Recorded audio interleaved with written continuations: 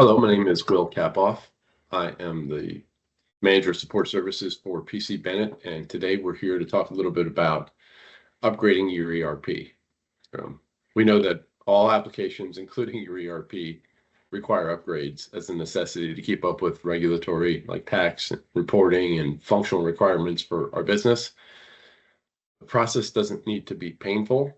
A well thought out plan to maintain updated systems is critical to your long-term success. So today we're here to talk a little bit about what we call our 30-30-30 approach to upgrades, to put a little bit of process and timeline to the steps that you'll take with you and your team to upgrade your instance. So before you start, make sure you have a plan.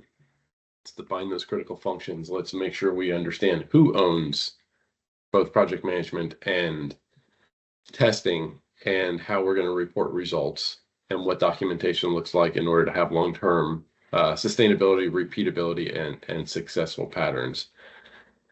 So what that plan looks like is it's a general 90-day plan, which we call the 30-30-30 approach to upgrades. So during days 1 through 30, you'll perform your regression testing. Days 31 to 60, you'll correct and retest anything that may have failed during the first period. And then finally, we'll get the upgrade scheduled and cut over on your production environment. So as we dig in, a couple things that are important for your team to know is you want to start day one. Testing environments are not constantly updated, so the longer your team waits to test, the less relevant that data in the test environment becomes to your team.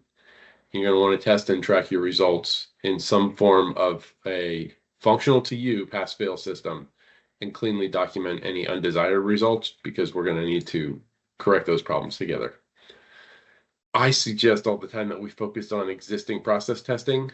So too many changes at once, as you know, as business leaders, can really overwhelm your team and cause overall operational disruption. So while the new features and functions coming along are exciting and very appealing, there are areas of your business where functions should remain the same during testing and in the period following the upgrade, doing smooth transition.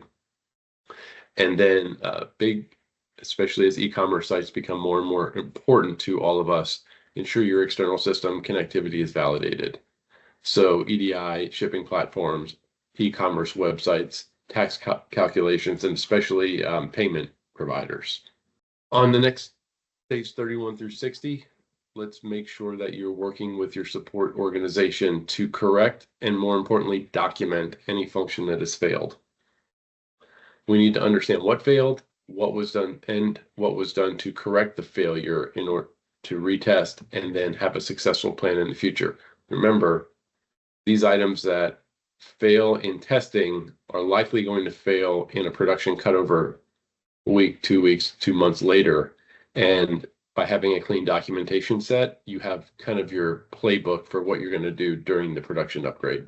And then finally, schedule the production cutover in the last 61 days to 90 days. So let's define what those milestones look like. Let's inform all of our people. We communicate, and then have a clear plan. As I mentioned, we're going to want to make sure we understand what expectations are from all involved parties. How do we schedule? What does our downtime look like? What does our team need to do to prepare?